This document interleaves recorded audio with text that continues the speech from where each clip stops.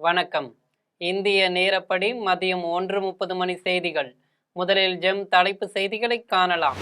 திருச்சி அரசு மருத்துவமனையில் செவிலிய மாணவி உயிரிழந்த நிலையில் மாணவிக்கு அளித்த சிகிச்சையில் பாரபட்சமின்றி நடவடிக்கை எடுக்கப்படும். அமைச்சர் ரமேஷ் அறிவிப்பு. கோவையில் சிறுமி உயிரிழந்த சம்பவத்தில் தொடர்புடைய குற்றவாளிகளுக்கு உச்சபட்ச தண்டனை பெற்றுத்தர நடவடிக்கை எடுக்கப்படும். பிற்படுத்தப்பட்டோர் நலத்துறை அமைச்சர் சம்பத்குமார் உறுதி. பாகிஸ்தான் மற்றும் வங்காளதேசத்துடனான எல்லை பகுதியை ஊடுருவ முடியாத வகையில் பாதுகாப்பானதாக மாற்றப்படும். உள்துறை அமைச்சர் அமித்ஷா அறிவிப்பு. கோவையில் மிருகத்தனமான செயலை செய்த உண்மை குற்றவாளிகளுக்கு கடுமையான தண்டனையை விரைந்து பெற்றுத்தர வேண்டும். எதிர்க்கட்சி தலைவர் உதயநிதி வலியுறுத்தல். மருத்துவத்துறையை தனியார் மயமாக்குவதாக ஊக்குவிக்கும் அரசின் செயல்பாடு வாக்கு செலுத்தி ஆட்சி அதிகாரத்தில் ஏற்றி வைத்த மக்களுக்கு செய்யும் துரோகம். நாம் தமிழர் கட்சி தலைமை ஒருங்கிணைப்பாளர் சீமான் குற்றச்சாட்டு. காலத்தின் கட்டாயத்தால் கூட்டணி ஆட்சி அமைக்கப்பட்டுள்ளது. விடுதலை சிறுத்தைகள் கட்சி தலைவர் தொல் திருமாவளவன் அறிவிப்பு. இனி விரிவான செய்திகளை காணலாம். திருச்சி அரசு மருத்துவமனையில் செவிலிய மாணவி உயிரிழந்த நிலையில் மாணவிக்கு அளித்த சிகிச்சையில் தவறு நடந்திருந்தால் பாரபட்சமின்றி நடவடிக்கை எடுக்கப்படும் என அமைச்சர் ரமேஷ் தெரிவித்துள்ளார். திருச்சி அரசு மருத்துவமனையில் புதுக்கோட்டையைச் சேர்ந்த பயிற்சி செவிலிய மாணவி சீதாலட்சுமி மூக்குவலி என அனுமதிக்கப்பட்ட நிலையில் தவறான சிகிச்சையால் உயிரிழந்ததாக சக மாணவிகள் புகார் எழுப்பியுள்ளனர். இதன் காரணமாக மருத்துவர்கள் மீது நடவடிக்கை எடுக்க வேண்டும் என்று வலியுறுத்தி செவிலியர்கள் காலை முதலே சாலை மறியல் போராட்டத்தில் ஈடுபட்டனர். அப்போது செவிலிய மாணவி மரணம் தொடர்பாக சிறப்பு குழு அமைக்கப்பட்டு விசாரணை நடத்தப்படும் என அமைச்சர் ரமேஷ் செவிலிய மாணவர்களிடம் உறுதியளித்தார். இதன் பின்னர் அவர் செய்தியாளர்களை சந்தித்து பேசிய போது, திருச்சி அரசு மருத்துவமனையில் மாணவிக்கு அளித்த சிகிச்சையில் தவறு நடந்திருந்தால் பாரபட்சமின்றி நடவடிக்கை எடுக்கப்படும் என்று தெரிவித்தார். மாணவிகளின் புகார்களை எழுதி வாங்கியிருக்கிறோம் என்றும் தற்காலிக நடவடிக்கைக்கு பரிந்துரை செய்யப்படும் என்றார். இதன் பின்னர் அமைச்சர் ரமேஷ் கொடுத்த வாக்குறுதியை ஏற்று சாலை மறியலில் ஈடுபட்ட செவிலிய மாணவிகள் போராட்டத்தை கைவிட்டனர். திருச்சி அரசு மருத்துவமனையில் செவிலிய மாணவி உயிரிழந்த விவகாரத்தில் தமிழக சுகாதாரத்துறை விசாரணை குழு அமைத்து உள்ளது. அதன்படி ராஜீவ்காந்தி அரசு மருத்துவமனையின் மருத்துவ கண்காணிப்பாளர் பாஸ்கர் தலைமையில் 3 மருத்துவர்கள் அடங்கிய குழு நியமனம் செய்யப்பட்டு உள்ளனர். கோவையில் சிறுமி உயிரிழந்த சம்பவத்தில் தொடர்புடைய குற்றவாளிகளுக்கு உச்சபட்ச தண்டனை பெற்றுத்தர நடவடிக்கை எடுக்கப்படும் என பிற்படுத்தப்பட்டோர் நலத்துறை அமைச்சர் சம்பத்குமார் தெரிவித்துள்ளார். கோவை மாவட்டம் சூலூரைச் சேர்ந்த 10 வயது சிறுமி உயிர்மாய்க்கம் செய்யப்பட்ட சம்பவம் தொடர்பாக கார்த்திக் மற்றும் மோகன்ராஜ் ஆகியோரை காவல்துறையினர் கைது செய்தனர். இதில் காவல்துறையினரிடமிருந்து தப்ப முயற்சித்த கார்த்திக் காலில் முறிவு ஏற்பட்டு மருத்துவமனையில் அனுமதிக்கப்பட்டு உள்ளார். இருவரையும் நீதிமன்ற காவலில் வைக்க நீதிமன்றம் உத்தரவிட்டுள்ளது. இதையடுத்து பிற்படுத்தப்பட்டோர் நலத்துறை அமைச்சர் சம்பத்குமார் கோவை இஎஸ்ஐ மருத்துவமனைக்கு வருகை தந்து பாதிக்கப்பட்ட சிறுமியின் குடும்பத்தினரை சந்தித்து ஆறுதல் கூறினார். இது தொடர்பாக அமைச்சர் சம்பத்குமார் செய்தியாளர்களை சந்தித்து பேசினார். அப்போது இதுபோன்ற செயல்களில் ஈடுபட அஞ்சும் வகையில் உச்சபட்ச தண்டனை பெற்றுத்தர நடவடிக்கை எடுக்கப்படும் என்று உறுதியளித்தார். காவல்துறை துரிதமாக செயல்பட்டு இருவரை கைது செய்து உள்ளனர் என்றார். தொடர்ந்து பேசிய அமைச்சர் சம்பத்குமார், பாதிக்கப்பட்ட குடும்பத்திற்கு உரிய இழப்பீடு நிவாரணம் பெற்றுத்தர அரசு நடவடிக்கை எடுக்கும் என்று தெரிவித்தார். பாகிஸ்தான் மற்றும் வங்காளதேசத்துடனான எல்லை பகுதியை ஊடுருவ முடியாத வகையில் பாதுகாப்பானதாக மாற்றப்படும் என உள்துறை அமைச்சர் அமித்ஷா தெரிவித்துள்ளார். கொல்கத்தாவில் நடைபெற்ற எல்லை பாதுகாப்பு படையின் முதல் இயக்குனர் ஜெனரலான ருஸ்தம்ஜியின் நினைவு சொற்பொழிவு நிகழ்ச்சியில் உள்துறை அமைச்சர் அமித்ஷா கலந்து கொண்டு பேசினார். அப்போது நாட்டில் ஊடுருவி இருக்கும் ஒவ்வொரு ஊடுருவற்காரர்களையும் கண்டுபிடித்து அவர்களை இந்தியாவுக்கு வெளியே திருப்பி அனுப்புவோம் என்று தெரிவித்தார். பாகிஸ்தான் மற்றும் வங்காளதேசத்துடனான 6000 கிலோமீட்டர் எல்லைப்பகுதியை ஊடுருவ முடியாத வகையில் பாதுகாப்பானதாக மாற்றப்படும் என்றும் இதற்காக ஸ்மார்ட் எல்லை திட்டம் அமல்படுத்தப்படும் என்றும் கூறினார். இந்த ஸ்மார்ட் திட்டத்துக்கு தொழில்நுட்பம் துணைபுரியும் என்றும் இது ஊடுருவ முடியாத ஒரு எல்லையை உருவாக்க உதவும் என்றும் குறிப்பிட்டார். இந்தியாவின் மக்கள் தொகை அமைப்பை செயற்கையாக மாற்றுவதற்கான சதி செயலை எல்லை பாதுகாப்பு படை வீரர்கள் முறியடிக்க வேண்டும் என்று வலியுறுத்தினார். கோவையில் 10 வயது சிறுமி கடத்தி உயிர்மாய்க்கம் செய்யப்பட்ட சம்பவம் பெரும் அதிர்ச்சியையும் ஏற்படுத்தியுள்ளது என எதிர்க்கட்சி தலைவர் உதயநிதி தெரிவித்துள்ளார். எதிர்க்கட்சி தலைவர் உதயநிதி தனது சமூக வலைதள பக்கத்தில் கோவையில் சிறுமி உயிர்மாய்க்கம் செய்யப்பட்டது தொடர்பாக கண்டனம் பதிவிட்டுள்ளார். அதில் கோவையில் 10 வயது சிறுமி கடத்தி உயிர்மாய்க்கம் செய்யப்பட்ட சம்பவம் பெரும் அதிர்ச்சியையும் வேதனையையும் ஏற்படுத்தியுள்ளது என்று தெரிவித்தார். இந்த சம்பவத்துக்கு உண்மையான நீதி வேண்டும் என்ற குரல் எல்லா பக்கமும் ஒலிக்கிறது எனவும் இந்தியா முழுவதும் அதிர்வலைகளை ஏற்படுத்தி இருக்கிற இந்த கொடூர சம்பவத்தை கண்டித்து கோவை மக்கள் விடிய விடிய போராட்டம் நடத்தி வருவதாக தெரிவித்தார். இந்த மிருகத்தனமான செயலை செய்த உண்மை குற்றவாளிகளுக்கு கடுமையான தண்டனையை விரைந்து பெற்றுத்தர வேண்டும் என கேட்டுக்கொண்டார். இந்த இக்கட்டான நேரத்தில் சிறுமியின் பெற்றோருக்கு ஆறுதல் தெரிவிப்பதோடு அவர்களுக்கு துணையாக திமுக நிற்கும் என்று தெரிவித்தார். புதிய அரசு பொறுப்பேற்றதிலிருந்து 30க்கும் மேற்பட்ட பெரிய நிகழ்வுகள் செய்திகளாக வந்து கொண்டே இருப்பது மாநிலத்தின் சட்ட ஒழுங்கை கேள்விக்குறியாக்கி உள்ளது என்று கூறினார். இனி ஒரு சம்பவம் இதுபோல் நடக்காமல் இருக்க சட்டம் ஒழுங்கிற்கு முதல் முக்கியத்துவத்தை முதலமைச்சர் தர வேண்டும் என்று கேட்டுக்கொண்டார். மருத்துவத்துறையை தனியார் மயமாக்குவதை ஊக்குவிக்கும் அரசின் செயல்பாடு வாக்கு செலுத்தி ஆட்சி அதிகாரத்தில் ஏற்றி வைத்த மக்களுக்கு செய்யும் ஜனநாயக துரோகம் என்று நாம் தமிழர் கட்சி தலைமை ஒருங்கிணைப்பாளர் சீமான் குற்றம் சாட்டியுள்ளார். நாம் தமிழர் கட்சி தலைமை ஒருங்கிணைப்பாளர் சீமான் தாவேக அரசை கண்டித்து கண்டன பதிவிட்டு உள்ளார். அதில் புதிதாக 8000 மருத்துவமனைகளை திறப்பதற்கு இணையம் வாயிலாக விண்ணப்பித்தாலே தற்காலிக அனுமதி வழங்கப்படும் என தாவேக அரசின் அறிவிப்பு அதிர்ச்சி அளிக்கிறது என்று தெரிவித்தார். மருத்துவத்துறையில் கண்மூடித்தனமாக தனியார் மயத்தை ஊக்குவிக்கும் அரசின் செயல்பாடு வாக்கு செலுத்தி ஆட்சி அதிகாரத்தில் ஏற்றி வைத்த மக்களுக்கு செய்யும் ஜனநாயக துரோகம் என்று குற்றம் சாட்டினார். தனியார் முதலாளிகளின் லாப வெறிக்கு மருத்துவத்துறையை தாரை வார்த்திருப்பது கடும் கண்டனத்திற்குரியது என்று தெரிவித்தார். இணையம் வாயிலாக விண்ணப்பித்தாலே தற்காலிக அனுமதி வழங்கப்படும் என்று கூறப்பட்டிருப்பது மருத்துவத்துறையில் சீர்கேடுகள் பெருகவே வழிவகுக்கும் என்று கூறினார். மருத்துவத்துறையை தனியார் மயமாக்கும் செயலை கைவிட்டு தரமான மருத்துவ சிகிச்சை கிடைப்பதை உறுதி செய்ய வேண்டும் என தாவேக அரசை வலியுறுத்தியுள்ளார். காலத்தின் கட்டாயத்தால் கூட்டணி ஆட்சி அமைக்கப்பட்டுள்ளது என விடுதலை சிறுத்தைகள் கட்சி தலைவர் தொல் திருமாவளவன் தெரிவித்துள்ளார். சென்னை அசோக் நகரில் விடுதலை சிறுத்தைகள் கட்சி தலைவர் தொல் திருமாவளவன் செய்தியாளர்களை சந்தித்து பேசினார். அப்போது திமுக கூட்டணியை காப்பாற்றும் வலிமை தனக்கு இல்லை என்று தெரிவித்தார். தங்கள் நேர்மையை களங்கப்படுத்த யாருக்கும் உரிமை இல்லை என்றார். பதவி ஆசையில் தாவேக அமைச்சரவையில் இணையவில்லை என திமுக தலைவர் மு.க.ஸ்டாலினுக்கு தெரியும் என்று காலத்தின் கட்டாயத்தால் கூட்டணி ஆட்சி அமைக்கப்பட்டுள்ளது என்றும் கூறினார். விசிகாவுக்கும் தாவேகாவிற்கும் கொள்கை புரிதல் உள்ளது என்று தெரிவித்தார். தேர்தலுக்கு முன்பு தன்னை குறிவைத்து எவ்வளவோ தூண்டியும் கூட திமுக கூட்டணி பலவீனப்படக்கூடாது என்பதில் உறுதியாக இருந்ததாக கூறினார். கேரள மாநிலம் திருவனந்தபுரத்தில் தனக்கு யாரும் இல்லை என கூறிய மூதாட்டிக்கு கேரள முதல்வர் சதீஷன் ஆறுதல் கூறியுள்ளார். கேரள மாநிலம் திருவனந்தபுரம் வண்டியூர் காவு பகுதியைச் சேர்ந்த மூதாட்டி ஒருவர் கேரள முதல்வராக பொறுப்பேற்றுள்ள சதீசனை நேரில் கண்டார். அப்போது தான் தனிமையில் இருப்பதால் தன்னை சிலர் பயமுறுத்துவதாகவும் தனக்கு யாரும் இல்லை என கூறி வருந்தினார். அப்போது மூதாட்டியிடம் பேசிய முதல்வர், இப்ப யாராவது பயமுறுத்த வந்தா சொல்லுங்கள், இங்கு ஒரு மகன் உட்கார்ந்து இருக்கிறான் என்றும் வருந்த வேண்டாம், மகனாக தான் இருக்கிறேன் என்று ஆறுதல் கூறி அனுப்பி வைத்தார். தொடர்ந்து சாதாரண மக்களிடம் நேரடியாக களத்தில் இறங்கி குறைகளை கேட்டு வரும் கேரள முதல்வர் சதீஷனின் செயலை ஆளுநர் கட்சியினர் மட்டுமல்லாது எதிர்க்கட்சியினரும் பொதுமக்களும் வாழ்த்தி வருகின்றனர். குழந்தை தொழிலாளர்கள் முறை முற்றிலுமாக ஒழிக்கப்படும் என்று தமிழக தொழிலாளர் நலன் மற்றும் திறன் மேம்பாட்டுத்துறை அமைச்சர் பர்வேஸ் உறுதியளித்து உள்ளார். புதுக்கோட்டை மாவட்ட ஆட்சியர் அலுவலகத்தில் தமிழக தொழிலாளர் நலன் மற்றும் திறன் மேம்பாட்டுத்துறை அமைச்சராக பொறுப்பேற்றுள்ள முகமது பர்வேஸ் மாவட்ட ஆட்சியர் அருணா மற்றும் அரசு அதிகாரிகளோடு மாவட்டத்தில் நடைபெற்று வரும் வளர்ச்சி திட்ட பணிகள் குறித்தும் திட்டத்தின் செயல்பாடுகள் குறித்தும் ஆய்வு மேற்கொண்டார். இதன் பின்னர் செய்தியாளர்களிடம் பேசிய அவர், மாவட்டத்தில் உள்ள அரசு பள்ளிகளில் அடிப்படை வசதிகள் குறித்து கல்வித்துறை அதிகாரிகளோடு ஆய்வு மேற்கொள்ளப்பட்டது. தமிழகத்தில் குழந்தை தொழிலாளர்கள் உள்ளனரா என்பது குறித்து அனைத்து நிறுவனங்கள், தொழிற்சாலைகள் ஆகியவற்றிற்கு ஆய்வு செய்வதற்கு உத்தரவிடப்பட்டு உள்ளது. குழந்தை தொழிலாளர்கள் முறை முற்றிலுமாக ஒழிக்கப்படும் என்று உறுதியளித்தார். நாடாளுமன்ற உறுப்பினர் ராசாவின் கருத்துக்கள் தூய்மையான நோக்கத்தில் இல்லை என வருவாய்த்துறை அமைச்சர் செங்கோட்டையன் விமர்சித்து உள்ளார். கோவை விமான நிலையத்தில் வருவாய்த்துறை அமைச்சர் செங்கோட்டையன் செய்தியாளர்களை சந்தித்து பேசினார். அப்போது தமிழக முதலமைச்சர் விஜய் தலைமையில் மாநிலம் வளர்ச்சி பாதையில் செல்ல வேண்டும் என்பதே முக்கிய நோக்கம் என்று தெரிவித்தார். அனைத்து மக்களும் நலன்களை பெற வேண்டும் என்ற எண்ணத்தில் அரசு தொடர்ந்து திட்டங்களை அறிவித்து வருகிறது என்றும் ஊழலற்ற ஆட்சி அமைப்பதே முதலமைச்சர் கவனம் உள்ளது என்றும் கூறினார். நாடாளுமன்ற உறுப்பினர் ராசா குறித்து எழுப்பப்பட்ட கேள்விக்கு பதிலளித்த அவர், தொடர்ந்து சர்ச்சையான கருத்துக்களை தெரிவிப்பதாகவும் அவரது கருத்துக்கள் தூய்மையான நோக்கத்தில் இல்லை எனவும் விமர்சித்தார்.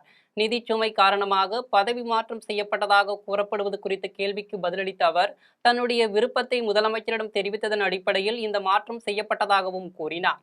காசிமேடு மீன்பிடி துறைமுகம் சுற்றுலா தலம் அளவிற்கு தரம் உயர்த்தப்படும் என மீன்வளத்துறை அமைச்சர் ஸ்ரீநாத் உறுதியளித்து உள்ளார். சென்னை காசிமேடு மீன்பிடி துறைமுகத்தில் மீன்வளத்துறை அமைச்சர் ஸ்ரீநாத் ஆய்வு மேற்கொண்டார். இதன் பின்னர் வடசென்னை காசிமேடு மீன்பிடி துறைமுக காவல் நிலையத்தில் உள்ள சிங்காரவேலரின் சிலைக்கு மீன்வளத்துறை அமைச்சர் ஸ்ரீநாத் மற்றும் நிதித்துறை அமைச்சர் மரிய வில்சன் ஆகியோர் இணைந்து மலர்தூவி மரியாதை செலுத்தினர். தொடர்ந்து அவர் செய்தியாளர்களை சந்தித்து பேசிய போது மேற்கூரை அமைக்கும் பணிகள் மீன்பிடி தடைக்காலம் முடிவதற்குள் முழுமை பெறும் என்று கூறினார். மானிய டீசல் உயர்வு குறித்து மீனவர்கள் தெரிவித்திருக்கும் நிலையில் அதற்கான நடவடிக்கைகள் மேற்கொள்ளப்படும் என்று தெரிவித்தார். காசிமேடு மீன்பிடி துறைமுகம் சுற்றுலா தலத்திற்கு இணையாக கொண்டு வரப்படும் என்று உறுதியளித்தார். சினிமாவில் இருந்து அரசியல் வந்திருக்கிறீர்கள், எப்படி இருக்கிறது என்று செய்தியாளர்கள் எழுப்பிய கேள்விக்கு பதிலளித்த அவர் சினிமாவை விட அரசியல் சேலஞ்சாக இருப்பதாக கூறினார். உள்ளாட்சி மற்றும் பாராளுமன்ற தேர்தல்களில் கடலூர் தாவேக கோட்டை என்பதனை நிரூபிப்பேன் என வீட்டு வசதி மற்றும் நகர்ப்புற வளர்ச்சித்துறை அமைச்சர் ராஜ்குமார் தெரிவித்துள்ளார். கடலூரில் வீட்டு வசதி மற்றும் நகர்ப்புற வளர்ச்சித்துறை அமைச்சராக கடலூர் தொகுதியில் போட்டியிட்டு வெற்றி பெற்ற ராஜ்குமார் வருகை தந்தார். அப்போது அவருக்கு கட்சி நிர்வாகிகள் பட்டாசு வெடித்தும் மலர்தூவியும் உற்சாக வரவேற்பு அளித்தனர். இதைத் தொடர்ந்து அவர் காமராஜர், அஞ்சலை அம்மாள், பெரியார், அம்பேத்கர் உள்ளிட்டோர் சிலைகளுக்கு மாலை அணிவித்து மரியாதை செலுத்தினார். இதையடுத்து சுற்றுலா மாளிகையில் காவல்துறை அணிவகுப்பை ஏற்றுக்கொண்டார். கட்சி நிர்வாகிகளிடையே அமைச்சர் ராஜ்குமார் பேசிய போது பொதுமக்களுக்கு இடையூறு இல்லாமல் மக்கள் பணிகளை மேற்கொள்ளப்படும் என்றும் உள்ளாட்சி மற்றும் பாராளுமன்ற தேர்தல்களில் கடலூர் தாவேக கோட்டை என்பதனை நிரூபிப்பேன் என்றும் தெரிவித்தார். உத்திரமேரூர் சட்டமன்ற உறுப்பினர் அலுவலகத்தில் சட்டமன்ற உறுப்பினர் முனிரத்னம் அரசு துறை சார்ந்த அதிகாரிகளுடன் ஆலோசனையில் ஈடுபட்டார். காஞ்சிபுரம் மாவட்டம் உத்திரமேரூர் சட்டமன்ற உறுப்பினர் அலுவலகத்தில் சட்டமன்ற உறுப்பினர் முனிரத்னம் ஆலோசனை மேற்கொண்டார். இதில் உத்திரமேரூர் சட்டமன்ற தொகுதிக்கு உட்பட்ட பகுதிகளில் என்னென்ன பணிகள் நடைபெற்று கொண்டிருக்கிறது என்பது உள்ளிட்ட பல்வேறு துறை சார்ந்த அதிகாரிகளிடம் கேட்டறிந்தார். அப்போது அவர் அதிகாரிகளிடம் பேசிய போது முதலமைச்சர் விஜயின் ஆணைக்கிணங்க மக்கள் வரி பணத்தில் ₹1 கூட தவறாக பயன்படுத்தக்கூடாது என்றும் ஊழலற்ற ஆட்சியை கொண்டு வருவது தலைவரின் இலக்கு என்றும் தெரிவித்தார். அனைவரும் நடைபெற்று கொண்டிருக்கும் பணிகளை தரமாக செய்து முடிக்க வேண்டுமென கேட்டுக்கொண்டார். இந்நிகழ்வில் ஒன்றிய செயலாளர்கள் ரஞ்சித்குமார், ராஜேஷ், நகர செயலாளர் பிரசாந்த் உள்ளிட்ட ஏராளமான கட்சி நிர்வாகிகள் கலந்து கொண்டனர். புதுக்கோட்டை மாவட்ட ஆட்சியர் அலுவலகத்தில் விவசாயிகள் குறைதீர்வு நாள் கூட்டம் நடைபெற்றது. புதுக்கோட்டை மாவட்ட ஆட்சியர் அலுவலகத்தில் மாவட்ட ஆட்சியர் அருணா தலைமையில் விவசாயிகள் குறைதீர்வு நாள் கூட்டம் நடைபெற்றது. இந்த குறைதீர்வு நாள் கூட்டத்தில் புதுக்கோட்டை மாவட்ட வரலாற்றில் முதன்முறையாக 10ஆம் வகுப்பு பொதுத் தேர்வில் தமிழ்நாட்டில் முதல் மாவட்டமாக தேர்ச்சி பெற்றதற்கு மாவட்ட ஆட்சியருக்கும் கல்வித்துறைக்கும் விவசாயிகள் பாராட்டுக்களை தெரிவித்தனர். ஒன்றிய பாஜக அரசு BM கிஷான் திட்டத்தை அதிகாரிகள் விவசாயிகளுக்கு விளக்கம் அளித்தனர். புதுக்கோட்டையில் புதிய கல்குவாரிகளுக்கு அனுமதி அளிக்கக்கூடாது என்றும் அனுமதி ரத்தான கல்குவாரிகளை செயல்பட விடாமல் கண்காணிக்க வேண்டும் என்றும் கோரிக்கை விடுத்தனர். தாவேக அரசு தேர்தல் வாக்குறுதியில் விவசாய கடன்களை தள்ளுபடி செய்வதாக அறிவித்துள்ள நிலையில் கடன் கொடுத்த வங்கி அதிகாரிகள் கடனை திருப்பி செலுத்த நெருக்கடி கொடுத்து வருவதாக குற்றம் சாட்டினர். எனவே இதில் அரசு தலையிட்டு நடவடிக்கை எடுக்க வேண்டும் என்றும் விவசாயிகள் கோரிக்கை விடுத்துள்ளனர். சட்டமன்ற உறுப்பினராக இல்லாத நிலையில் அமைச்சருக்கு இணையான பொறுப்பை தந்தது முதலமைச்சர் விஜயின் நம்பிக்கையை காட்டுகிறது என தமிழக வெற்றிக் கழகத்தின் டெல்டா மாவட்ட தேர்தல் பொறுப்பாளர் கிருஷ்ணன் தெரிவித்துள்ளார். திருச்சியில் முன்னாள் அமைச்சரும் தமிழக வெற்றிக் கழகத்தின் டெல்டா மாவட்ட தேர்தல் பொறுப்பாளருமான கிருஷ்ணன் செய்தியாளர்களை சந்தித்து பேசினார். அப்போது தமிழ்நாடு நகர்ப்புற வாழ்விட மேம்பாட்டு வாரியத்தின் தலைவராக தன்னை நியமித்துள்ள முதலமைச்சர் விஜய்க்கு நன்றியை தெரிவித்தார். லால்குடியில் குறைந்த வாக்கு வித்தியாசத்தில் தோல்வியடைந்திருந்தாலும் அதை நினைவில் கொண்டு இந்த உயர்ந்த பொறுப்பை வழங்கியிருப்பது தன்னுடைய வாழ்நாளில் மறக்க முடியாத தருணம் என்று குறிப்பிட்டார்.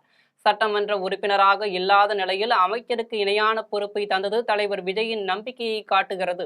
மக்கள் கேட்கும் தடையற்ற மின்சாரத்தை வழங்குவதற்கு முதலில் இவர்கள் பணியாற்ற வேண்டும் என்று தாவேக அரசுக்கு முன்னாள் மின்துறை அமைச்சர் சிவசங்கர் அறிவுறுத்தியுள்ளார். தலைநகர் சென்னை மற்றும் தமிழ்நாடு முழுவதும் ஆங்காங்கே மின்தடை குறித்து இணையதளத்தில் பரவலாக புகார் வருவது குறித்து முன்னாள் மின்துறை அமைச்சர் சிவசங்கர் காணொலி வெளியிட்டுள்ளார். அதில் தமிழ்நாடு மின்துறையில் பணிபுரியும் அலுவலர்கள் மிகச் சிறப்பான அலுவலர்கள் என்றும் அவர்களை அழைத்து பேசினால் மக்களுக்கு சிரமம் அளிக்க முடியாமல் இருக்கலாம் என்றும் கூறினார். இது ஏதோ உள்நோக்கத்தோடு ஒன்றிய அரசின் குரலாக இருப்பது போல் தோன்றுகிறது என்றார். மேலும் மக்களுக்கான பிரச்சனையை தீர்ப்பதற்கு இந்த அரசு உடனடியாக முன்வர வேண்டும். மக்கள் கேட்பதெல்லாம் தடையற்ற மின்சாரம், அதை வழங்குவதற்கு முதலில் இவர்கள் பணியாற்ற வேண்டும் என்று தாவேக அரசுக்கு அறிவுறுத்தினார். கௌரவ விரிவுரையாளர்களுக்கு மே மாத ஊதியம் வழங்க வேண்டும் என்று தமிழ்நாடு அரசு கல்லூரி கௌரவ விரிவுரையாளர்கள் சங்கத்தின் மாநில பொதுச் செயலாளர் அருணகிரி கோரிக்கை விடுத்துள்ளார். சென்னை சேப்பாக்கத்தில் உள்ள சென்னை பத்திரிகையாளர் மன்றத்தில் தமிழ்நாடு அரசு கல்லூரி கௌரவ விரிவுரையாளர்கள் சங்கத்தின் மாநில பொதுச் செயலாளர் அருணகிரி செய்தியாளர்களை சந்தித்து பேசினார். அப்போது கடந்த ஆட்சியில் உயர்கல்வி துறையில் மிக பெரும் மோசடி நடந்துள்ளது என்றும் அரசின் கவனத்திற்கு கொண்டு செல்வதே இந்த பத்திரிகையாளர்கள் சந்திப்பின் நோக்கம் என்றும் தெரிவித்தார். தமிழ்நாடு அரசு கலை அறிவியல் மற்றும் கல்வியியல் கல்லூரிகளில் காலியாக உள்ள உதவி பேராசிரியர் பணியிடத்தை நிரப்புவதற்கு நடந்த தேர்தலில் குளறுபடிகள் நடந்துள்ளது என்றும் ஆசிரியர் தேர்வு வாரியம் மீது நம்பிக்கை இழந்துள்ளது என்று கூறினார். கௌரவ விரிவுரையாளர்களுக்கு மே மாத ஊதியம் வழங்க வேண்டும் என்று கோரிக்கை விடுத்தார். ராயப்பேட்டையில் உள்ள தனியார் பயிற்சி மையத்தில் மாணவர்கள் காய்கறி மற்றும் பழங்களில் முதலமைச்சர் ஜோசப் விஜயின் உருவங்களை சிற்பமாக செதுக்கி அசத்தியுள்ளனர். சென்னை ராயப்பேட்டையில் உள்ள தனியார் பயிற்சி மையத்தில் முதலமைச்சர் விஜயின் திரைப்பயணம் முதல் அரசியல் பயணம் வரையிலான நிகழ்வுகளை சித்தரிக்கும் வகையில் மாணவர்கள் காய்கறி மற்றும் பழங்களில் முதலமைச்சர் ஜோசப் விஜயின் உருவங்களை சிற்பமாக செதுக்கி அசத்தியுள்ளனர்.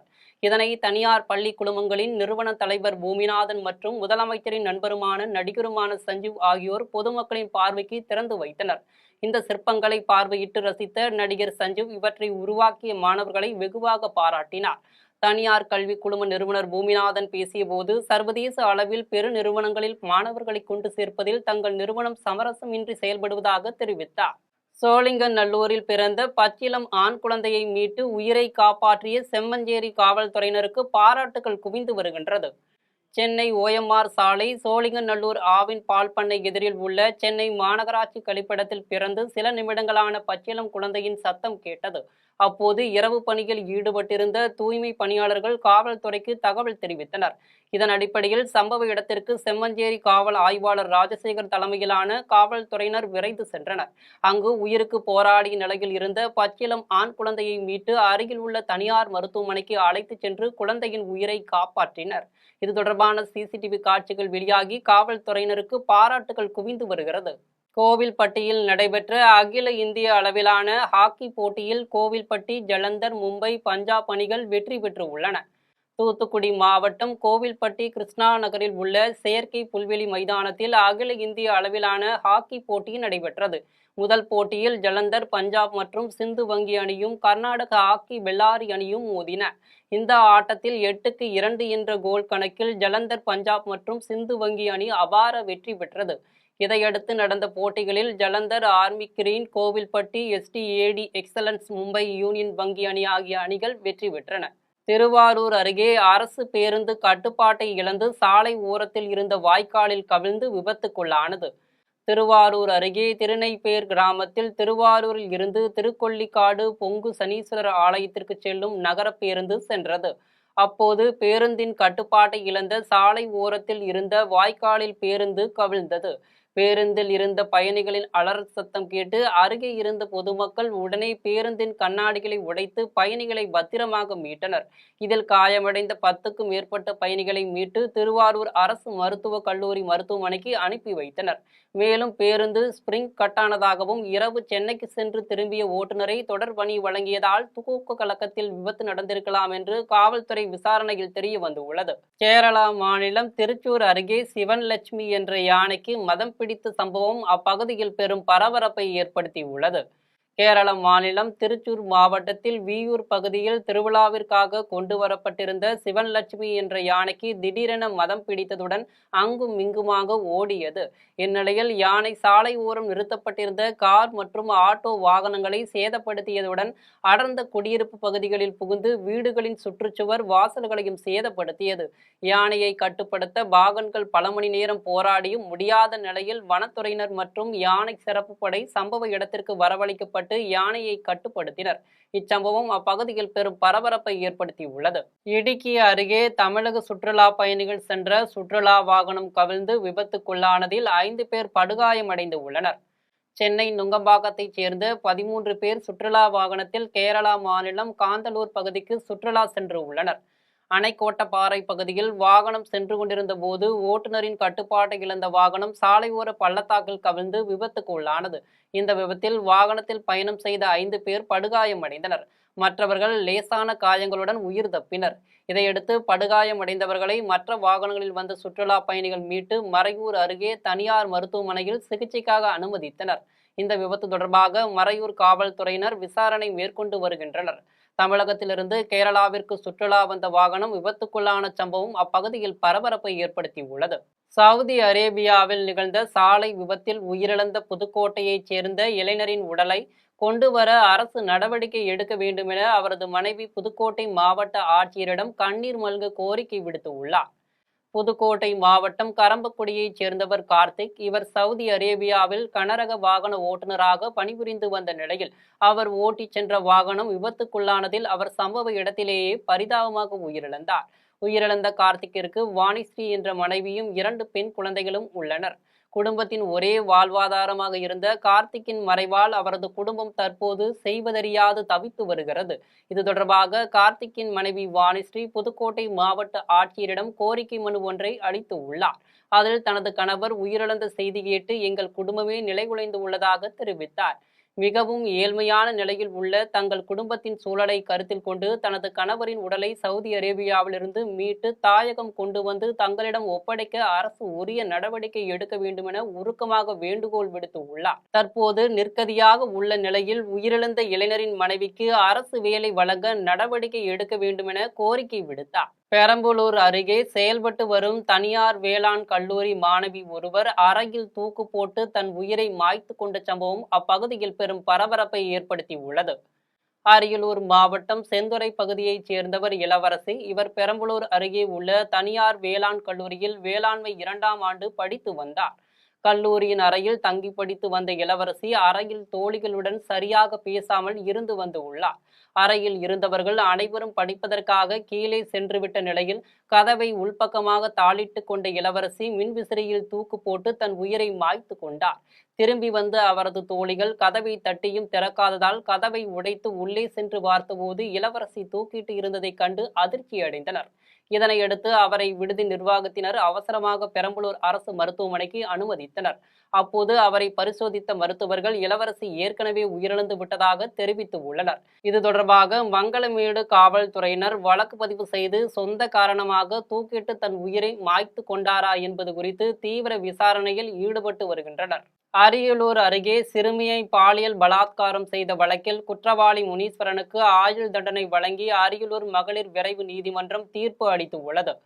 அரியலூர் மாவட்டம் குவாகம் கிராமத்தைச் சேர்ந்தவர் முனீஸ்வரன். இவர் அதே பகுதியை சேர்ந்த சிறுமியை கடத்தி சென்று தனது வீட்டில் வைத்து பாலியல் பலாத்காரம் செய்து உள்ளார்.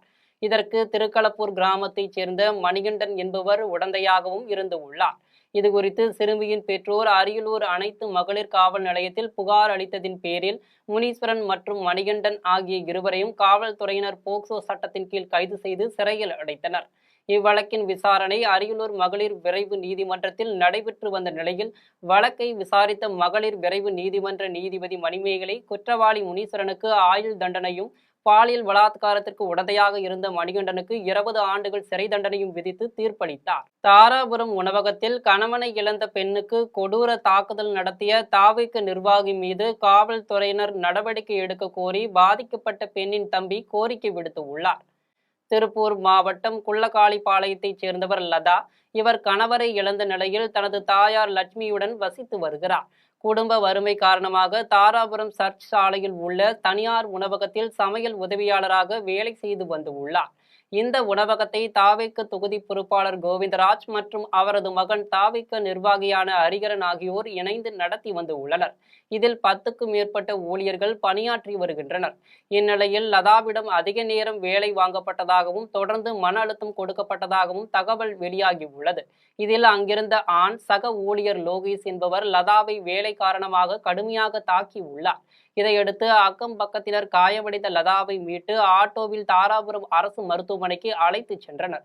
இந்த சம்பவம் குறித்து லதாவின் தம்பி பேசிய போது, ஆதரவற்ற பெண்ணுக்கு அடைக்கலம் தர வேண்டியவர்கள் அவரை அடித்து துன்புறுத்தி வேலை வாங்கி உள்ளனர் என்றும் தகாத வார்த்தைகளால் அவமதித்துள்ளனர் என்றும் குற்றம் சாட்டினர். கராத்தே கோவிந்தராஜ் மற்றும் அவரது மகன் ஹரிகரன் மீது உடனடி நடவடிக்கை எடுத்து கைது செய்ய வேண்டும் என்று தெரிவித்தார். காவல்துறையினர் தாராபுரம் அரசு மருத்துவமனையில் லதாவிடம் விசாரணை நடத்தியதுடன் ஹரிகரனிடமும் விசாரணை மேற்கொண்டு வருகின்றனர்.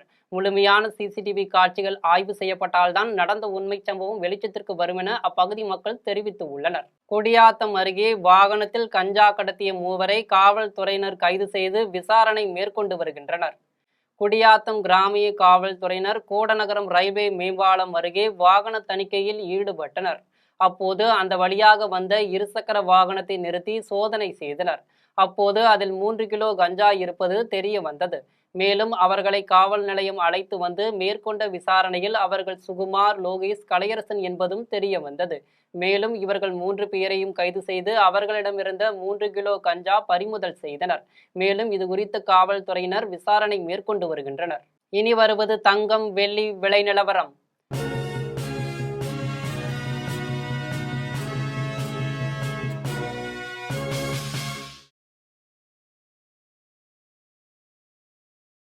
சென்னையில் ஆபரண தங்கம் இன்று ஒரு சவரன் 1,17,840 ரூபாய்க்கு விற்பனை செய்யப்படுகிறது. சென்னையில் இன்று ஆபரண தங்கத்தின் விலை கிராமுக்கு 50 ரூபாய் குறைந்து 14,730 ரூபாய்க்கு விற்பனை செய்யப்படுகிறது.